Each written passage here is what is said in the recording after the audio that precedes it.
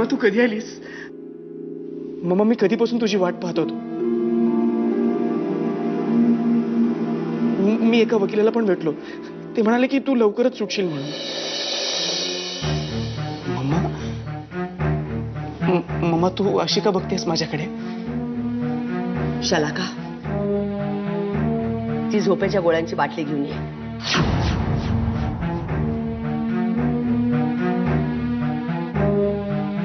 Mamma काय सांगते मी? खा. नाही मम्मा.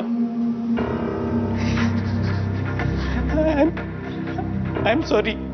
अभिमान, आत्ता तुझ्या समोर फक्त दोनच पर्याय आहेत. एक तर ही अख्खी बाटली रिकामी करायची, नाहीतर मंगेशने तुला जे जे सांगितलंय, तुझ्या मनात जे जे विष पेरलंय, ते सगळं मला सांगायचं.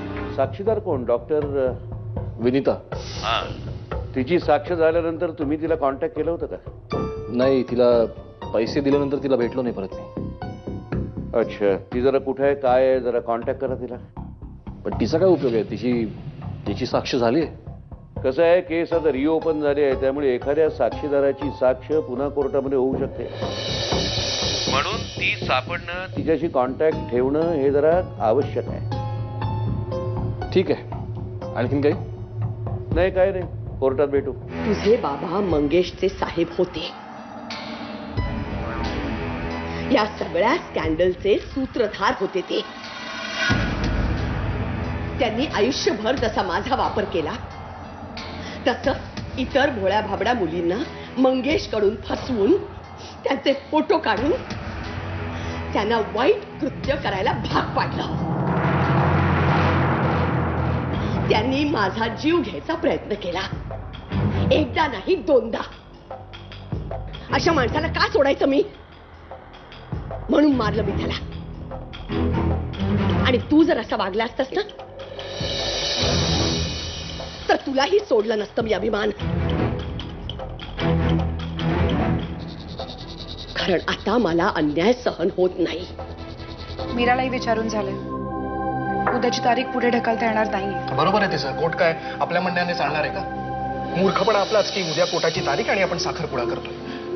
आई तू बाबांना सांगितलं का नाही? तुला काय वाटतं मी काही समजावलं नसेल का त्यांना? पण त्या ऐकायलाच तयार नाहीयेत. काय झालंय बाबांना? मला तर कधी कधी असं वाटतं ते मुद्दाम करतायत. तसंच आहे, मुद्दामच करतायत ते. तू उद्या कोर्टात जायचंस, साखरपुडाच आम्ही बघून घेऊ. पण आकाश म्हणतो ते बरोबर आहे, तू उद्या कोर्टात जा. तू आयुष्यभर मी सांगितलं तसं करत आलास, मी म्हणेल तसं वागत आलास. आयुष्यात पहिल्यांदा काहीतरी स्वतःच्या मनाने करायला निघालास आणि नेमकं चुकीचं केलंस. आता ती चूक सुधार. मंगेशनी तुला जे जे सांगितलं ते सगळं मनातून काढून टाकायचं. मनूचा राग धरू नकोस. चांगली मुलगी आहे ती. विश्वास ठेव माझ्यावर अभिमान. तुझा विश्वास आहे ना तुझ्या मामावर? हो मम्मा.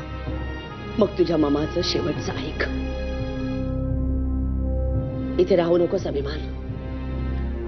परत निघून जा परदेशात. इथं कधीच परत येऊ नकोस.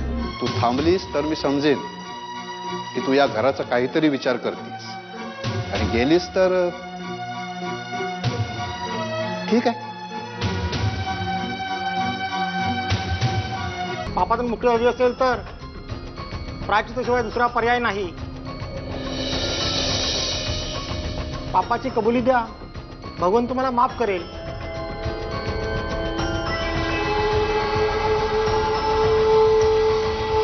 मला कोर्टात नाही जाता येणार.